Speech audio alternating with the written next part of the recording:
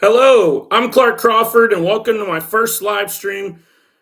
We're going to be talking some Astros baseball today, a little bit of Astros post game, and also, just Astros news, basic things you need to know. And, the season's not going well, but there's still plenty of room to talk Astros baseball. Anyways, let's get to it. Like I said, I'm Clark Crawford, and, let's talk about today's game. The Astros lost 6-0. And a bit of news before I get into how today's game went. Well, some news that broke before the game, a couple hours before. Astros starting pitcher, their best pitcher so far, Christian Javier, got placed on the 15-day IL with neck discomfort. Just another brutal injury to the Astros season and another pitcher getting hurt, which already included Framber Valdez is hurt and not pitching right now. Jose Urquidy, Lance McCullers, Luis Garcia, and now Christian Javier. They got a bit of good news on Friday when Justin Verlander was activated off of the IL to start the game on Friday night, which he won, and the Astros finally won a game. But now, right as they get Verlander back, and you're starting to think, oh, well, maybe something's going positive. Well, another negative hits, and the Astros lose another one. And, they dropped 2-3 to the lowly Nationals, who are in fourth place in the NL East. And, the Nationals suck. They're not very good, but they looked like a great team against the Astros, who fall to 7-16 after the weekend series. And, of course, they're fifth in last place, even behind one of the worst teams in baseball, the Oakland A's. That's embarrassing as it is. I mean, there's no other way to put it. It's been a disaster of a season, and you've got it. There's nowhere to go from here but up. But right now, it looks like the ship is still sinking, and I'm not really sure how they're going to get out of it, but they got to find a way to at least salvage this season because it's the last year of Alex Bregman's contract, and I think it's in all likelihood the season Bregman's having, he drops his average after today's 0-for-4 to 213. And if this continues, I wouldn't want any piece of Alex Bregman going forward. But, hey, I would love to have him back. But right now, hitting 213, I mean, hey, really the only player hitting worse than him on the team is, of course, Jose Abreu, who's hitting 068. But that's another topic for maybe later in the video. Or if you check out my other videos, I've talked plenty about Jose Abreu. But I'm not going to get into him right now. So today's game featured the Astros, and they lost 6-0.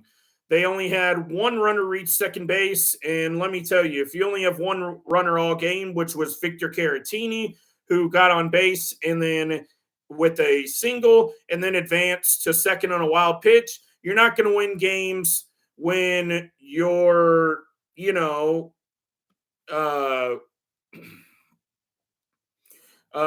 going to win games when you only get one runner to advance to second base and you lose 6-0. You gave up 11 hits, 6 runs. I mean, it's ugly. And the game, Hunter Brown even started the game horribly, as now he's 0-4 on the season with the 9.68 ERA. And they lost to a pitcher named Mitchell Parker, who made his first career start earlier in the week against the Dodgers. And, Mitchell Parker, who actually is a Sam Jack alumni, I mean, just as I am, he went to JUCO, got drafted in the 5th round of the 2020 MLB draft, which there were only 5 rounds. It was shortened due to COVID. And, Mitchell Parker is off to a heck of a start through the first 2 games of his MLB career. He has a 2-0 record with a 1.50 ERA. And, as I'm saying, he's off to a heck of a start. Mitchell Parker also struck out to begin his MLB career in LA against the Dodgers. He struck out Betts and Ohtani, and that's kind of funny because of the whole saga with Shohei Ohtani, but I'll get into that later on, maybe another video, or you can ask me personally what I think about the Ohtani situation. But he struck out Betts and Ohtani to begin his MLB career, which then today in his second career start, he ended up striking out Jose Altuve and Yordan Alvarez to begin his second career start. That's one heck of a MLB debut in his second start to strike out 4 high-profile hitters like that. I'm sure it's happened a few other times in Major League history, but I mean, heck, that's one heck of a start to your career. As I said, he's striking out some of the best players in baseball, and some might say some of the top players in baseball. But, he's off to one great run of his MLB career so far. We'll see if things continue. Going along with the Mitchell Parker theme, I'm giving hats and credit to where it's due. Parker went 7 innings, gave up 3 hits, and struck out 8 Astros. It doesn't get much better than that. And on the Astros side of things, Hunter Brown, who started the game, bloop single by C.J. Abrams, then a stolen base, then another bloop single by Jesse Winker, and bam, 10, 12 pitches into the game and the first 2 hitters, and he's already down 1-0. And then, of course, later in the first inning, to make matters worse, he gives up a 2-run single later in the inning, still with no outs, and 4 hitters into the game, you're down 3-0, and things just continued to get worse from there. And, the Astros end up scoring no runs, and, just a little tip, if you score no runs, you're not going to win a baseball game. And, of course, they lost today's game 6-0. Not really many highlights to discuss on the Astros side of things. Yordan Alvarez gets 1 hit, but I guess the only real highlight of the game was Chas McCormick going 2 for 3. So thank you, Chas, as all of us Astros fans are going, well, Chas McCormick showed up today, but nobody else showed up. I mean, Kyle Tucker hit one well early in the game in a second at bat, a deep fly that was caught. I mean, he's out there trying to swing it well, but nothing to show for it. And the Astros lose this game 6-0. Like I said, not many highlights. And at least Brandon Bielak lowered his season ERA to 5.11. He went 2 innings, giving up 3 hits and no earned runs. So good performance by Brandon Bielak, but not too much more to show for it. As I said, the Astros now dropped their season record to 7-16.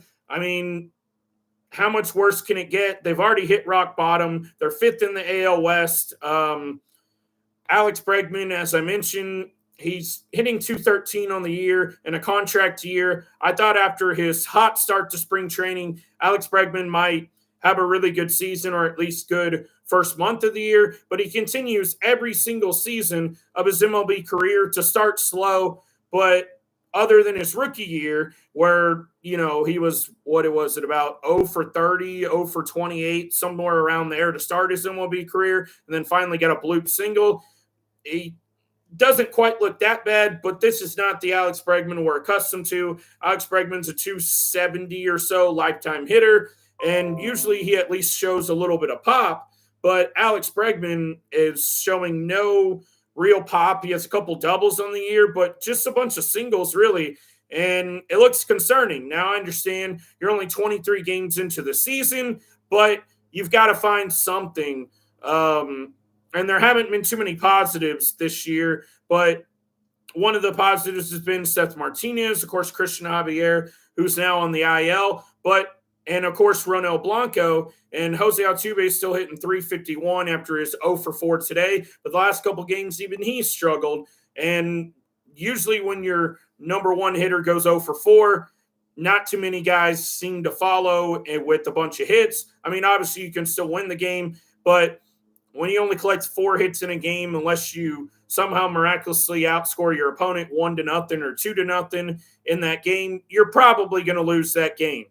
I know a lot of Astros fans, as myself, are saying Jose Abreu is the problem. Well, he's not the full problem, because today Jose Abreu didn't even play, and you still didn't score runs. So for all the people who were claiming for Jose Abreu's head, well, he wasn't even the problem today. I know he was a problem earlier in the series, but Jose Abreu didn't even play today. So the Astros fans, I'm as frustrated as you are. I mean, I'm not going to put it lightly. I'm not going to sugarcoat it.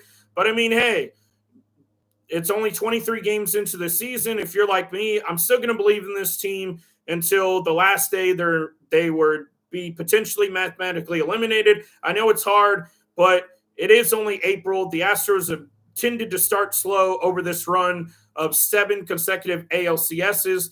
Now, it doesn't look like they'll make the LCS as of we're talking Astros baseball here on April 21st, but a lot of things can change. And hopefully Framber Valdez could come back sometime in the Chicago series, which I will have a video out probably on Tuesday, previewing the Astros versus Cubs series, what to look forward to. As is expected, Justin Verlander will pitch sometime in that series in his second start of the year. Spencer Arrighetti got called up to the Major League Club with the injury to Christian Javier, which I mentioned earlier in the video. So he's likely to get a start in that series, along with JP France. As of right now, those sound like your probable Astro starters for that series. In what order, we don't know. We'll find out probably sometime tomorrow or Tuesday morning. But the Cubs haven't been okay so far. I mean, the Astros, their schedule is lightening up a bit. But, I mean, the Nationals, even with their win today, are 10-11. And you can't take at least 2 out of 3 or sweep the Astros. Sweep the Nationals. It's starting to become a problem. I mean, yesterday, you had a 4-2 lead going into the 9th inning. You got Ryan Presley on the mound, and the Astros find a way to lose that game. I knew I'm not a guy who's going to be a Debbie Downer all the time, but once that game hit extra innings, you could see the team was deflated, and I could see a loss coming. And unfortunately, yesterday, Seth Martinez, in both extra inning games this week, takes the loss, and he threw a total of, I think it was 3 pitches in those 2 outings. Luckily for him, his ERA is unaffected because they're unearned runs because of the most ridiculous, and I mean the most ridiculous thing in baseball, a runner on second to start extra innings. I'm sorry, Rob Manfred and whoever else came up with this rule. That's the dumbest thing I've ever seen. You don't get free base runners. MLB needs to cut that out. And it's simple. You don't get free base runners. That's not baseball. You have to earn your way on. You want to advance bases, either steal bases or guys got to knock you around by hitting the ball or, drawing walks or whatever it is. But anyways, I mean, both teams get a fair chance, so I'm not going to sit here and say that's the reason the Astros lost. No, they lost yesterday's game because Ryan Presley just had another meltdown, and his ERA is over 9 for the season. And look, Ryan Presley, I understand that you said all the right things in spring training, and you said, oh, you're okay with not being the closer. But Ryan Presley, I believe he's pissed off. He's not the closer, whether he says it in front of cameras or not. But what's with you? I know you haven't all of a sudden forgotten how to pitch a baseball, and you've fallen off a cliff because Ryan Presley's only 33. I believe he's 34 years old, and he has, if I'm not mistaken, a team option next year. And I was expecting for him to be around at least this year and potentially another year or two. But as the things stand right now, if Ryan Presley's so upset with, the Astros right now, I'm not saying trade him, but I'd get rid of his, I believe he's making about $15 million contract, and just let him walk in the offseason. He's going to pitch like this, and he looks like, Astros previous pitchers in the past. The first name that comes to mind is Framber Valdez having meltdowns on the mound prior to like 2021 when he kind of mostly figured things out. I mean, he gives up 1 hit, and then it's 2, 3, 4 hits in a row, and he's giving up 2 or 3 runs. I don't know what's wrong with Ryan Presley this year, but Ryan Presley figured it out. I mean, heck, at least Brian Abreu seems like he's starting to turn the corner. And then also, I mean, if you're mentioning Ryan Presley, well, the Astros also lost yesterday's game because of a Jose Abreu error late in the game that caused Josh Hader to throw too many pitches, this was Friday, and also Josh Hader was unavailable because he threw 30 pitches on Friday, so he couldn't pitch yesterday, or it was not, he could pitch, but it wasn't wise to let him pitch, and so, Ryan Presley comes in the 9th inning because you feel like you have 3 closers, but the back of the bullpen has just been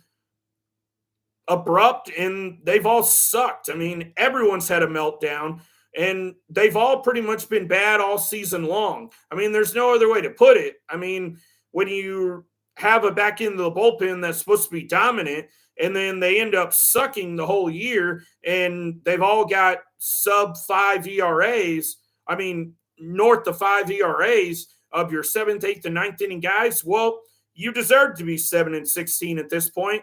And how you're going to fix things? Well, for starters, the offense needs to come alive. And then secondly, if the bullpen could just pitch up to their potential, I mean, when you got guys like Taylor Scott and Seth Martinez who are out pitching Brian Abreu, Ryan Presley, and Josh Hader, two of those three guys make north of $10 million, and Josh Hader nearly makes $20 million a year on his newly signed 5-year deal. I mean, shoot, that's a major problem.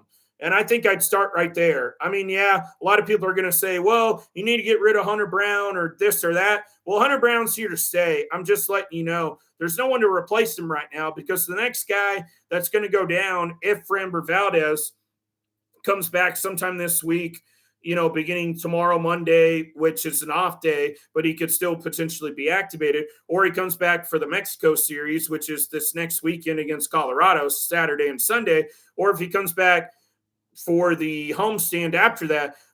Well, just to let you know, the first pitcher who's going to more than likely be sent down, whether you like it or not, is going to be Spencer Arrighetti. Yeah, he looked better in his last start, but then maybe after that, if Jose Urquidy and now Christian Javier come back, hopefully soon, which we kind of got good news on Javier. They only expect him to miss the 15 days, and his IL stint also got backdated to 3 days ago, so he'd only have to miss roughly 12 more days. Hopefully he doesn't need a minor league rehab, because the Astros need just about everybody they can get, pitching, and he's one of the only ones pitching well.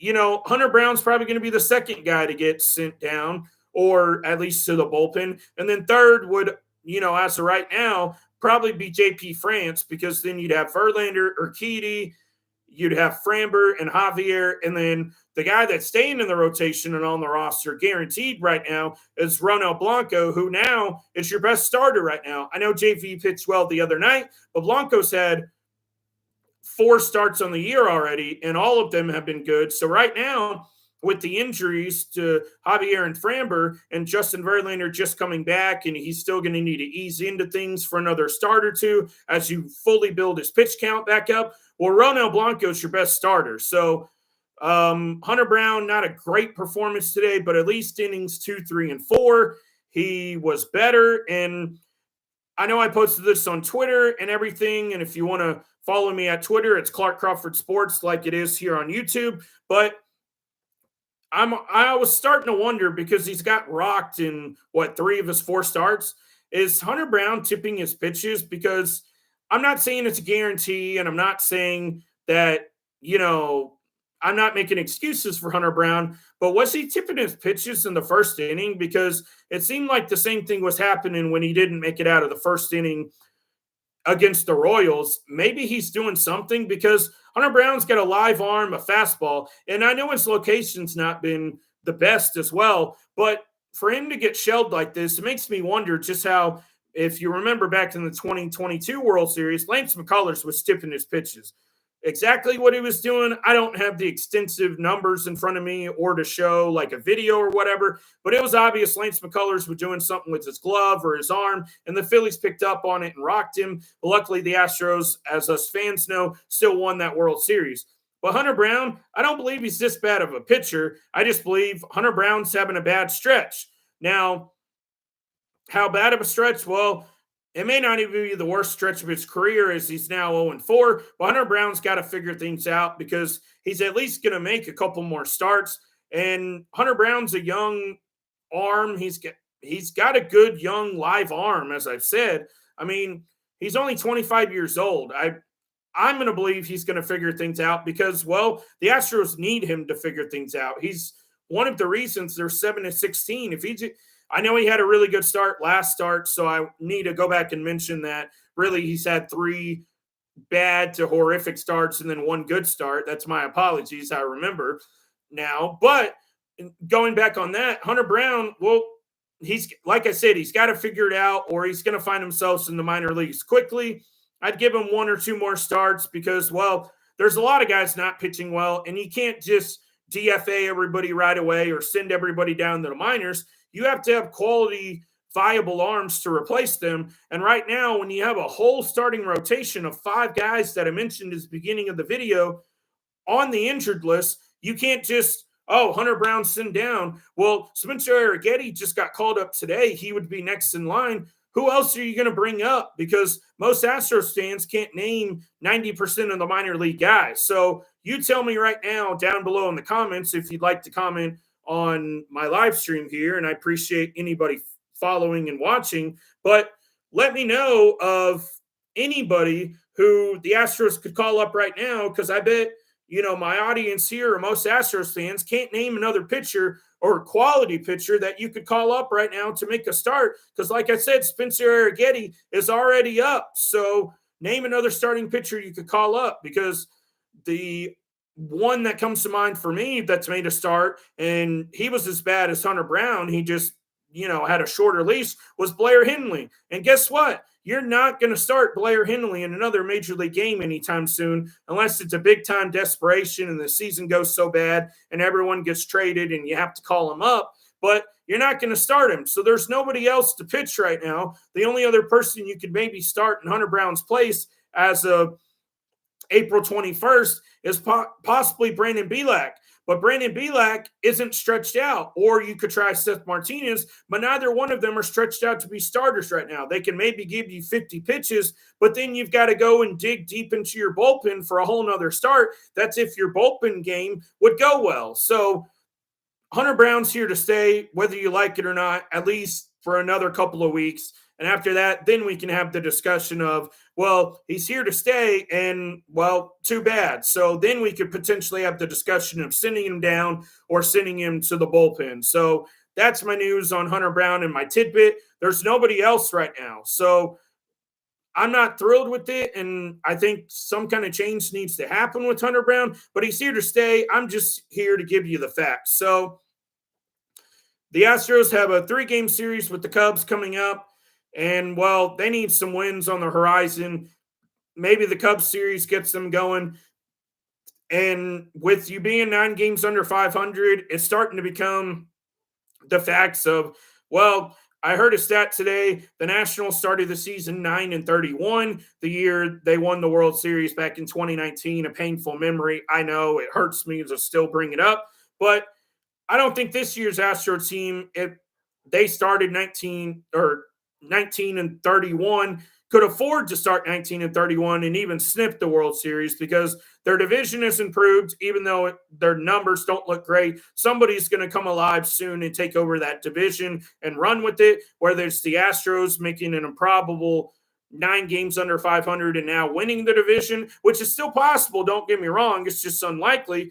But I'm here to tell you, if things don't get fixed quick, and I'm not going to panic too much, but I'm about a 6 or a 7 on my panic meter to say, hey, things are going bad, but there is still a lot of time left in the season. But at the same time, it's go time. You've got to pick it up. So the Astros 7-16, as I've said several times. What's going to happen? I don't know.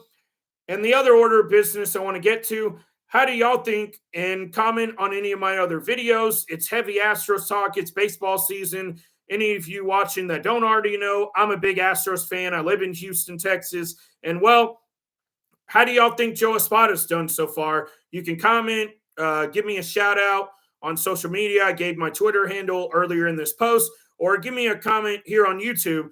I think Joe Espada's done fine so far this season. I mean, a ton of injuries, and I'm not going to make injuries be the end-all, be-all. But at the same time, if you always have to ask yourselves this question. If you were Joe Espada, what else would you have done differently? Obviously, the big number one is going to be, well, you need to bench Jose Abreu. Well, he started to put Jose Abreu on the bench. The problem is your next best option at first base is John Singleton. And, well, John Singleton's only hitting 229 on the year. Yeah, it's better than Jose Abreu, so it's a little improvement. But John Singleton is a 4A player. As I've mentioned before, if you've seen any of my other videos, he's a 4A player, meaning basically he's really good at AAA, but he stinks in the major leagues. And also John Singleton kind of got brought out of nowhere as he bounced around a couple of clubs last year, and then he ended up with the Astros, and he mashed in AAA, and now he's just kind of not very good in the majors. I mean, I knew he wasn't going to be that great because John Singleton got called up at a young age, and he struggled then, and then he was out of baseball for a while, and he came back, and he's not good now. I mean, if that's your second best option, at first base, and Joe Espada has to play one of them. And for all you people shouting at me in the back there, Mauricio Dubon can play first base. Well, no, Mauricio Dubon plays second, short. They're starting to turn him into a third baseman, left field, center field, and I'm sure he could play right field if you ask him to. But Mauricio Dubon can't play every position for this team. He's already a utility guy working hard at all those other positions. And I understand you want to play him somewhere, and he's been playing a lot recently. Obviously, he wasn't in the lineup today, but Dubon is a good player, but he's not. I don't think you need to transition him into a first baseman as well and put more on his plate. He's doing great with the time that he's already had and everything else going on, but you can't rely on Dubon doing literally everything for your baseball club. So whether you like it or not, Mauricio Dubon is probably not going to play first base. I know he played there a couple of times last season, but it's going to be Jose Abreu. It's going to be John Singleton. And I know a lot of you now know about Joey Loperfido, who tore it up in AAA, or he's tearing it up in AAA now, and he tore it up in spring training. I would call Joey Loperfido up right now, but the Astros are deciding not to. But what that really comes down to is if you call Joey Loperfido up, you used one of his full major league seasons. And if you call him up by about mid-June or July, well, then he basically gets an extra year of MLB eligibility before you have to pay him 5, 6, 7 years down the line. So what they're really trying to do there, and I mean, I know the secret, some of y'all don't, is they're trying to get him cheaper for an extra season instead of calling him up now when he could be a use to the club. So Joey Loperfido's probably not going to get called up too soon. I give it at least May 15th, May 20th before they pull the plug on either the Singleton experiment, DFA him, or even the more unlikely scenario of DFA Jose Abreu. So I've gone over a lot in this live stream. Thank you all for watching. It's there's a lot to fix here. And like I was saying, to finish my point, what else are you going to do if you're Joe Espada? He's pitching Brian Abreu in the 7th inning, Ryan Presley in the 8th, and Josh Hader in the 9th in games that are close games, but they haven't had many games where they've had the lead. They haven't pitched well either, but that's a whole nother factor of, they haven't pitched well. Even though I think he's using guys where he should be using them. He's had 1 or 2 questionable pinch hitting situations where one time he pinch hitted John Singleton for, I think it was Victor Caratini late in one of the games a couple weeks ago. I didn't agree with that decision, but I've agreed with most of Joe Espada's decisions. I think he's doing his best to put guys in situations for them to succeed, but there's most of them, Jose Altuve's hitting 351, but mostly guys aren't succeeding. So what else are you going to do? I would say, even though the Astros are 7-16, I would say Joe Espada's season grade so far deserves to be a B because, well, it's simple. Like I've said, he's putting guys in situations to succeed, but they're not succeeding. I mean, it's that simple. If guys would just go out there and do their job, like Josh Hader's blown multiple saves out there. Ryan Presley blew one yesterday. The Astros have blown 6 saves so far this season, which is up there tops in the MLB. They're top 3. When you've blown 6 saves right there, then and there, that could be 6 more wins. So if you add 6 wins and those 6 saves that they were perfect and those 6 blown saves, the Astros record would be 13-10, and that would be much more, much better than what they're at now. So things are bad. Hopefully things will start to look up. I was hoping with the addition of Verlander back on the roster, they would maybe get on a roll and sweep this series, but obviously that did not happen. So things are starting to feel like they're hitting rock bottom again, as I mentioned in my previous video, but you're going to have to change things in a hurry. The one bad month does not define your season. The Astros need some changes, and sooner rather than later, things have to start turning around. So, like I mentioned, I'm going to have an Astros versus Cubs preview come out likely on Tuesday, another YouTube video. Let me know down below in the comments in my other videos if you'd like to see me start up YouTube Shorts again. I can come up with some ideas, or I may have some brewing up here in my head. We'll see. But this is going to wrap up my first live stream and basically just an update on where the Astros are going, my thoughts, and, well, things need to jumpstart quick. The last thing I want to mention is 23 things haven't been great, but 23 pitchers have pitched for the Astros so far this season. That's tops in the major leagues. They only used 23 pitchers in 2022 and 2023, and they're likely going to use more when Lance McCullers might come back. Definitely, they expect Luis Garcia back, and then, so on and so on. A couple more relievers will come up and down and things like that. So things haven't gone great. There's still a lot of season left. Like I said, what else do you expect Joe Espada to do? I think he's doing a good job. He's putting his best lineup out there. Jose Altuve, Yordan Alvarez, Kyle Tucker, your top three hitters haven't had a day off yet this year. Neither is Jeremy Pena, who's hit the ball well. So I think Joe Espada deserves a B for his manager job so far. Some of y'all might think I'm crazy for saying that with a 7-16 Astros record, but he's put guys in spots to succeed, and they're simply not. So with that being said, that does it for me on my Astros post-game show / just first live stream of wanting to talk some more Astros baseball, vent my frustrations. Let me know what y'all think down below in the comments. If you'd like me to do more live streams or whatever it is, more Astros baseball, talk about other MLB teams, I can do that as well. But it's going to be heavy baseball for the next couple of months until football comes back around. So thank you all for watching here for Clark Crawford at Clark Crawford Sports. Subscribe to my channel, and I'll be putting out plenty more content. So I'll see y'all in my next live stream or in my next video, but there will be another one coming on Tuesday.